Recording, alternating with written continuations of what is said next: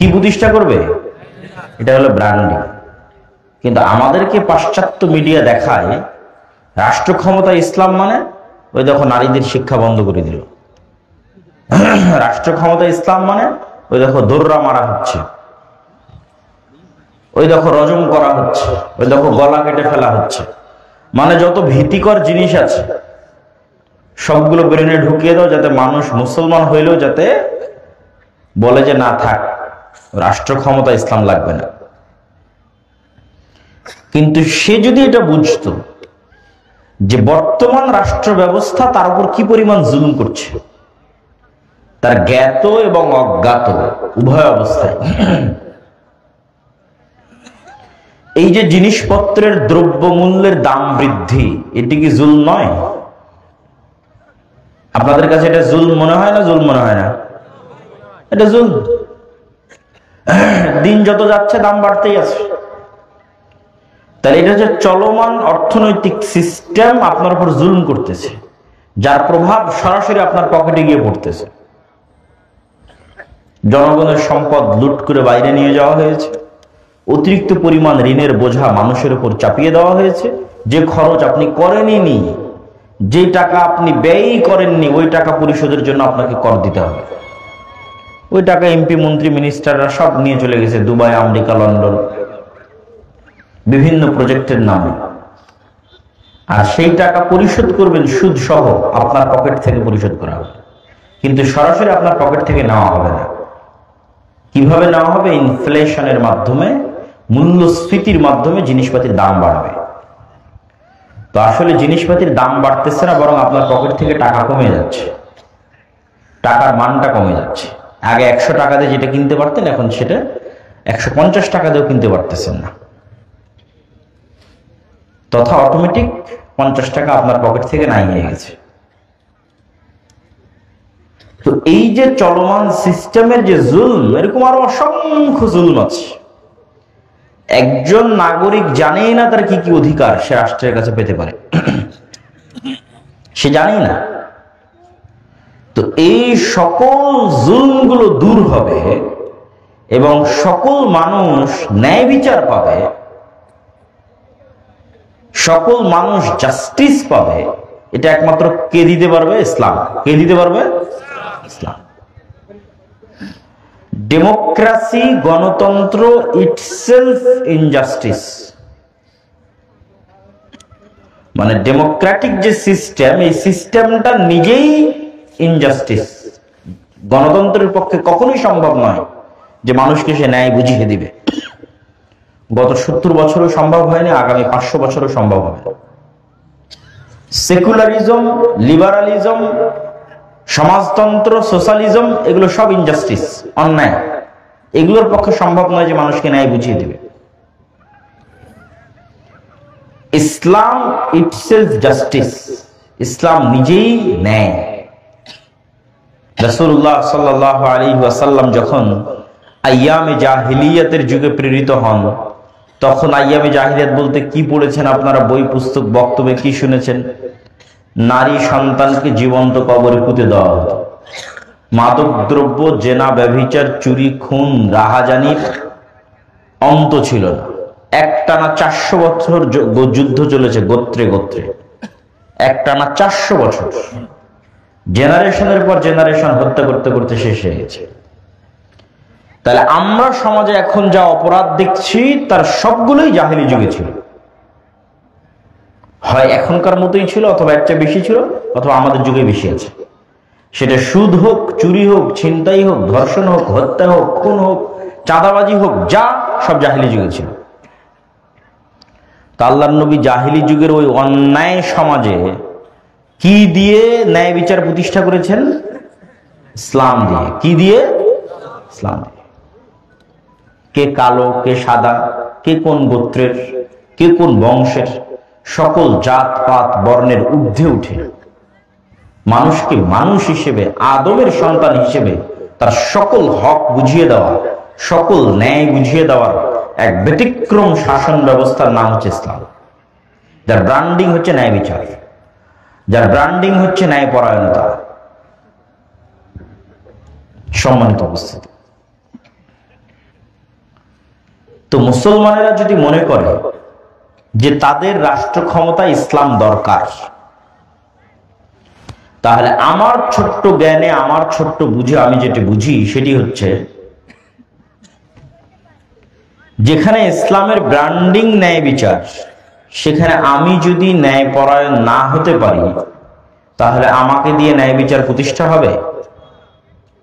ঈসা আলাইহিস সালাম যদি নিজে অন্যায়পরায়ণ হয়, উনি রাষ্ট্রের ন্যায় বিচার প্রতিষ্ঠা করতে পারবে? পারবে না।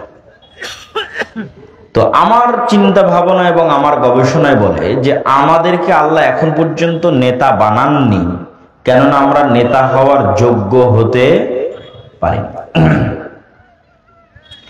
আমাদের মধ্যে গোলামির স্বভাব বিরাজমান, গোলামি আমাদের রক্তের মধ্যে ঢুকে আছে।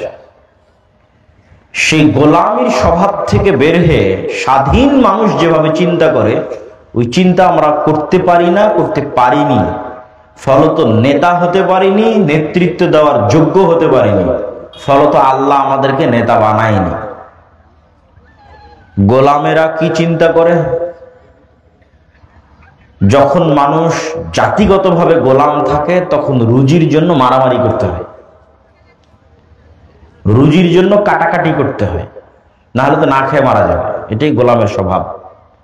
আর যারা আগের যুগের মনিব ছিল, তারা এটাতেই মজা পেত, যে ক্ষুধার্ত দুইটা মানুষের মধ্যে একটা রুটি ফেলে দিলাম, দুইটা মানুষ কিভাবে রুটি নিয়ে কাড়াকাড়ি করতেছে এই দৃশ্য দেখে মজা। কেননা ওই দুইজন গোলাম, তারা খাদ্যের জন্য মারামারি করতেছে। তো যেহেতু 190 বছর আমরা ব্রিটিশদের গোলাম ছিলাম, মানে আমার রক্তের মধ্যে ঢুকে গেছে টাকার জন্য, খাবারের জন্য, রিজিকের জন্য, রুটির জন্য মারামারি না করলে পাওয়া যাবে না। মারামারি মানে সরাসরি মারামারি বিষয়টা আমি এটা বুঝাচ্ছি না, মিথ্যা বলে হোক, জোর করে হোক, হুমকি দিয়ে হোক, ধোকা দিয়ে হোক, ইন এনি ওয়ে আমার টাকা লাগবে, সম্পদ লাগবে, রুজি লাগবে, রিজিক লাগবে। তো গোলামেরা ছুটছে। এবং এইটা যে আমাদের নেচার, স্বভাব, তার সবচেয়ে বড় প্রমাণ কি জানেন? গত 16 বছর যে জগদ্দল পাথর ছিল, ফ্যাসিজম, সেই জগদ্দল পাথর সরে যাওয়ার পর চাঁদাবাজি, খুন, রাহাজানি, ছিনতাই বন্ধ হয়েছে? বন্ধ হয়নি। কেন বন্ধ হয়নি? আমাদের স্বভাবের মধ্যে গোলামি আছে, ওই যে আমার রক্তের মধ্যে ঢুকে আছে, কেমনে বন্ধ হবে? আরেক দল করেছে, এখন আরেক দল করবে। মানুষই তো সুযোগ দিচ্ছে, মানুষের নেচারই তো ওইটার উপর গড়ে উঠেছে, রাজনৈতিক দলগুলোর স্বভাবই তো ওইটার উপর গড়ে উঠেছে। সম্মানিত উপস্থিতি, তাহলে কি বলছিলাম? যে ইসলামের ব্র্যান্ডিং যখন ন্যায় বিচার, আর আমি ন্যায়পরায়ণ নই, তো আমাকে দিয়ে আল্লাহ ন্যায় বিচারের দায়িত্ব দিবেন? আল্লাহ কথা বলেন না যে দিবে, দিবেন না। এখন মুসলমানেরা তাদের ব্যক্তিগত, সামাজিক, পারিবারিক সকল জীবনে বিশ্লেষণ করে দেখতে পারে যে কি পরিমাণ ন্যায়পরায়ণতার ঘাটতি আমাদের সমাজে আমরা বহন করি। যৌতুকের ভিত্তিতে বিবাহ, ইনজাস্টিস, অন্যায় মুসলমানেরা করে। নিজের বোনকে পিতার সম্পত্তিতে সম্পদ ঠিক মতো বুঝিয়ে না দেওয়া, ইনজাস্টিস, অন্যায় করে। পিতামাতার অবাধ্য হওয়া, ইনজাস্টিস, অন্যায়। পিতার কাছ থেকে ভাইকে না জানিয়ে, বোনকে না জানিয়ে সব সম্পত্তি লিখে নেওয়া, ইনজাস্টিস, অন্যায়। ওসি, ডিসি, এসপি, মন্ত্রী, মিনিস্টার, প্রিন্সিপাল, সাব রেজিস্ট্রার নিজ নিজ পদে প্রত্যেকটা স্বাক্ষরের পিছনে অন্যায় অর্থ ভোগ করতেছে, আবার আজান হলে উঠে গিয়ে নামাজ পড়তেছে, আবার ওই অন্যায় অর্থের টাকা জমা করে হজে চলে যাচ্ছে। তো এই সাব রেজিস্ট্রার, এই এসিল্যান্ড, এই ওসি আল্লাহর ক্ষমায় অথবা মানুষের ক্ষমায় জান্নাতে যেতে পারবে কিনা সেটা ভিন্ন প্রশ্ন, কিন্তু এতটুকু নিশ্চিত থাকেন তাকে দিয়ে আল্লাহ কখনো ইসলাম প্রতিষ্ঠার যোগ্য মনে করবে না। তাকে আল্লাহ কখনো নেতৃত্ব দেওয়ার যোগ্য মনে করবে? যোগ্য মনে করবে। যেহেতু ইসলাম মানে, ইসলামের রাষ্ট্র ক্ষমতা, ইসলামের ব্র্যান্ডিং কি? জাস্টিস, ন্যায়পরায়ণতা। তাহলে ওই মানুষটা তার বোনের সাথে ন্যায়পরায়ণতা করতে পারেনি, হতে পারে নামাজি, হাজি, সে তার বাবা মায়ের সাথে ন্যায় পরায়ণ নয়, তার স্ত্রীর সাথে ন্যায় পরায়ণ নয়, তার প্রফেশনাল লাইফে ন্যায় পরায়ণ নয়। বাংলাদেশের প্রত্যেকটা স্কুল, কলেজ, ইউনিভার্সিটির টিচারেরা হয় দেরিতে আসেন, হয় অনুপস্থিত থাকে, এবং কোনো প্রকার দায়বদ্ধতা নাই। মানে সে তার নিজের পদের জায়গায় প্রফেশনাল লাইফে সে একজন অন্যায় পরায়ণ মানুষ। এই মানুষগুলোকে যদি আল্লাহ রাষ্ট্রের দায়িত্ব দিয়ে দেয়, তারা তো গত 16 বছর যা দুর্নীতি হয়েছে তার চেয়ে বেশি দুর্নীতি করবে। এটাকে বিশ্বাস করেন? এটাই বাস্তব। তো ফলত তাদেরকে আল্লাহ সুবহানাহু ওয়া তাআলা ইসলামের নামে রাষ্ট্র ক্ষমতায় যাবে এটার যোগ্য মনে করেন না। আর এটার যোগ্য মুসলমানেরা এখনো হতেও পারেনি। নেতা হতে হলে সেলফ রেসপেক্ট লাগে, আত্মমর্যাদা লাগে। আত্মমর্যাদা সম্পন্ন ব্যক্তি কখনো মিথ্যা বলতে পারে না। আর ডেমোক্রেসির, গণতন্ত্রের কালচারই হচ্ছে মিথ্যা বলতে হবে। মিথ্যা না বললে গণতান্ত্রিক রাজনীতি হয়ই না, হবেও না। আবু সুফিয়ান রাদিয়াল্লাহু তাআলা আনহু তার কাফের অবস্থায় তার চিরশত্রু যাকে তিনি হত্যা করতে চান, মুহাম্মদ সাল্লাল্লাহু আলাইহি ওয়াসাল্লাম সম্পর্কে মিথ্যা বলেননি। কেন বলেননি? এটা তার সেলফ রেসপেক্ট, আত্মমর্যাদা। He is a leader, by born, by default leader, জন্মগত নেতা। হতে পারে কাফের, হতে পারে মুশরিক, কিন্তু নেতা জন্মগত। তো নেতা কেমনে মিথ্যা বলে? নেতা মিথ্যা কিভাবে বলতে পারে? তার আত্মমর্যাদা, আত্মসম্মানের সাথে এটা সাংঘর্ষিক। সে আরেকজনকে হত্যা করে ফেলতে পারে যুদ্ধের মাঠে তার পৌরুষত্ব এবং সাহসিকতার কারণে, বাট মিথ্যা বলতে পারে না। মিথ্যা বলা মানে নেতৃত্বের যোগ্যতা শেষ। এখন আপনি মুসলমানদের কাছে ফিরে আসেন। মুসলমানের কাছে সবচেয়ে সহজ পাপ হচ্ছে মিথ্যা বলা।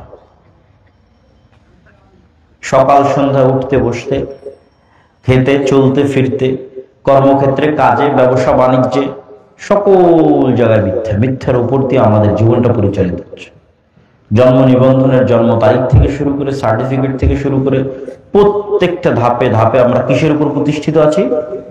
মিথ্যার উপর প্রতিষ্ঠিত আছি। তাহলে কি আল্লাহ আমাদেরকে দিয়ে ইসলামকে রাষ্ট্র ক্ষমতার দায়িত্ব দিবে?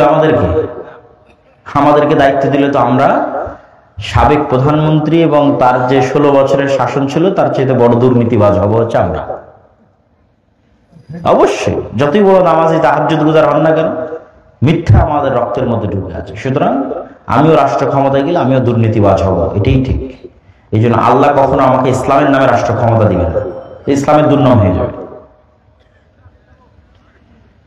এবং ইউরোপ এবং আমেরিকায় গিয়ে এই জিনিসটা আমি আরো ভালো রিয়েলাইজেশন করেছি যে মুসলমানেরা কি পরিমাণ মিথ্যা বলতে পারে। পুরো ইউরোপের যাত্রাটা মুসলমানের মিথ্যার উপর দিয়ে পরিপূর্ণ। অনেক হয়তো ইউরোপ আমেরিকায় বসবাসরত ভাইয়েরা মনে কষ্টও পেতে পারে, কিন্তু এটাই সত্য যে আমাদের ইউরোপ আমেরিকার প্রবেশ থেকে শুরু করে, ইনকাম থেকে শুরু করে, অতিরিক্ত সরকারের কাছ থেকে বেনিফিট নেওয়া থেকে শুরু করে, অ্যাসাইলাম থেকে শুরু করে, ইচ অ্যান্ড এভরিথিং মিথ্যার উপর দাঁড়িয়ে আছে। কিন্তু সে মুসলমান, হাজি, নামাজি, উমরাকারী, এভরিথিং। তাহলে এই মুসলমান হচ্ছে গোলাম মুসলমান, কেননা তার নেচারের মধ্যে গোলামি আছে। সুতরাং তার দ্বারা নেতৃত্ব হবে না, স্বাধীনতা হবে না। এখনই আপনি চোখের সামনে দেখতে পাচ্ছেন গত 16 বছর একদল চাঁদাবাজি করলো, এখন আর এক দল করতেছে। কেন? নেচারের মধ্যে গোলামি আছে, রক্তের মধ্যে গোলামি আছে। তাহলে যতক্ষণ আমরা নিজেরা নিজের থেকে সংশোধন না হচ্ছে, ততক্ষণ আল্লাহ আমাদের সংশোধন করে দিবে? এটা কোরআনের আয়াত। আল্লাহ সুবহানাহু ওয়া তাআলা ততক্ষণ পর্যন্ত ওই কওমকে পরিবর্তন করেন না যতক্ষণ না তারা নিজেরা সংশোধিত না হয়। তাহলে আপনি যদি বলেন রাষ্ট্র ক্ষমতা ইসলাম লাগবে, তো যতই উমুকের চরিত্র ফুলের মতো পবিত্র বলেন, যতই স্লোগান দেন, যতই ভোট করেন, ওই ইসলামী দলের মধ্যেই তো ন্যায় নাই। কিসের রাষ্ট্র ক্ষমতা ইসলাম প্রতিষ্ঠা করবে?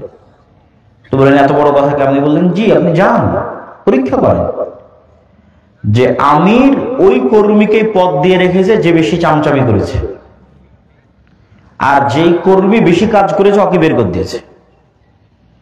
তাহলে আমির কি তার দলে ন্যায় প্রতিষ্ঠা করতে পারলো? কথা বলেন না যে তার দলে ন্যায় প্রতিষ্ঠা করতে পারলো? তাহলে সে রাষ্ট্রের ন্যায় প্রতিষ্ঠার যোগ্য না অযোগ্য? অযোগ্য। শেষ। তো কিসের ভোট দিবেন, কিসের রাজনীতি করবেন, আর কিসের গণতন্ত্র করবেন, কিসের মুখরোচক ফুলের মতো পবিত্র? আপনি তো মূল বেসিক যে শর্ত সেটাই পূরণ করতে পারেননি রাষ্ট্রে ইসলাম প্রতিষ্ঠা করার জন্য। কিন্তু রাষ্ট্রে ইসলামের ব্র্যান্ডিং নাই করা যেত, ওইটার চর্চা যতক্ষণ আমাদের ব্যক্তিগত সমাজ ফ্যামিলি এই জায়গাগুলোতে না হওয়া শুরু হবে ততক্ষণ আমরা নেতা হওয়া শুরু হতে পারবো না। মুসলমানেরা নিজে থেকে নেতা হওয়া শুরু হতে পারবে না। মুসলমানেরা নেতা হওয়া শুরু হবে যেদিন থেকে সত্য বলতে পারবে, ন্যায়পরায়ণ হতে পারবে, ওই দিন থেকে নেতা হওয়া শুরু, স্টার্ট। সে স্ত্রীর প্রতি ন্যায়পরায়ণ, পিতা মাতার প্রতি ন্যায়পরায়ণ, বোনের প্রতি ন্যায়পরায়ণ, মানে ফ্যামিলিতে নাও হি ইজ এ লিডার। এখন সে নেতা, সে সত্য বলে, আল্লাহর দৃষ্টিতে সে একজন যোগ্য নেতা। ধীরে ধীরে সে তার প্রফেশনাল লাইফে যাবে, তার সমাজে যাবে, আরেকটু উপরে উঠবে। চোখের সামনে যেখানে অন্যায় হবে, ইনজাস্টিস হবে, বাধা দিবে, মিথ্যা হবে, বাধা দিবে, ধীরে ধীরে নেতা হবে। যখন একবার সে নেতৃত্বের যোগ্যতার পরীক্ষায় আল্লাহ সুবহানাহু ওয়া তাআলার কাছে পাশ হয়ে যাবে, তখন আল্লাহ সুবহানাহু ওয়া তাআলা কিভাবে তাকে রাষ্ট্রের নেতৃত্বের দরজা খুলে দিবেন, রাষ্ট্রের নেতৃত্বের দরজা তার জন্য উন্মুক্ত করে দিবেন, ও নিজেও বুঝতে পারবে না। কিন্তু ওই নেতৃত্ব নেওয়ার যোগ্য হতে হবে। আর ওই যোগ্যতার মূল যাত্রাটা শুরু হবে সত্য বলা, ন্যায়পরায়ণ হওয়া, যারা পৃথিবীর সকল নবীর বৈশিষ্ট্য। কেননা পৃথিবীর সকল নবী নেতা, লিডার। ইব্রাহিম আলাইহিস সালাতু ওয়াস সালাম, মুসা আলাইহিস সালাতু ওয়াস সালাম, মুহাম্মদ সাল্লাল্লাহু আলাইহি ওয়াসাল্লাম সবাই লিডার, ইউসুফ আলাইহিস সালাতু ওয়াস সালাম সবাই লিডার, দাউদ, সুলাইমান। রাষ্ট্রের ক্ষমতা পান অথবা না পান, কিন্তু লিডার। নেতৃত্ব দেওয়ার যোগ্যতা আছে। নেতৃত্ব দেওয়ার যোগ্যতার জন্য সত্যবাদিতা, ন্যায়পরায়ণতা, আমানতদারিতা লাগবে। সেটা শিক্ষা প্রতিষ্ঠান হোক, মসজিদ হোক, মাদ্রাসা হোক, ইসলামী দল হোক, সংগঠন হোক, আপনি যে পেশায় আছেন সেই পেশা হোক, ডাক্তারি হোক, ইঞ্জিনিয়ারিং হোক, এসিল্যান্ড হোক, সাব রেজিস্ট্রার হোক, টিচার হোক, স্টুডেন্ট হোক, স্বামী হন, পিতা হন, ন্যায়পরায়ণতা লাগবে। পিতা হিসেবে আপনি আপনার সন্তানকে কতটুকু আদর করবেন, একজনকে বেশি চুমা দিবেন, আরেকজনকে কম চুমা দিবেন, এটাও ন্যায়পরায়ণতা। রাসূল সাল্লাল্লাহু আলাইহি ওয়াসাল্লাম বলেছেন। একের অধিক স্ত্রী থাকবে, উভয় সকলের প্রতি ন্যায়পরায়ণ কিনা, এটাই আপনার ভাগ্য নির্ধারণ করবে কিয়ামতের মাঠে। এই জন্য রাসূলুল্লাহ সাল্লাল্লাহু আলাইহি ওয়াসাল্লাম বলেন, সাবআতু ইউযিল্লুহুমুল্লাহ ইয়াওমা লা যিল্লা ইল্লা যিল্লুহু। 7 শ্রেণীর মানুষকে আল্লাহ সুবহানাহু ওয়া তাআলা বিশেষ ছায়া দিবেন কিয়ামতের মাঠে। তাদের মধ্যে 1 নাম্বার, সর্বপ্রথম যাদেরকে স্থান দেওয়া আছে সেটা হচ্ছে ইমামুন আদিল, ন্যায়পরায়ণ, দায়িত্বশীল। মানে আর যত নফল ইবাদত আছে সবগুলোকে ছাড়িয়ে গেছে। নফল ইবাদতের মধ্যে তাহাজ্জুদ গুজার আছে, নফল ইবাদতের মধ্যে নফল সিয়াম পালনকারী আছে, নফল ইবাদতের মধ্যে দানবীর আছে, সেগুলোর কথা সিরিয়ালে আসবে। কিন্তু সবকে ছাড়িয়ে গেছে যে ন্যায়পরায়ণ। এটা সবচেয়ে কঠিন, এটা সবচেয়ে কঠিন।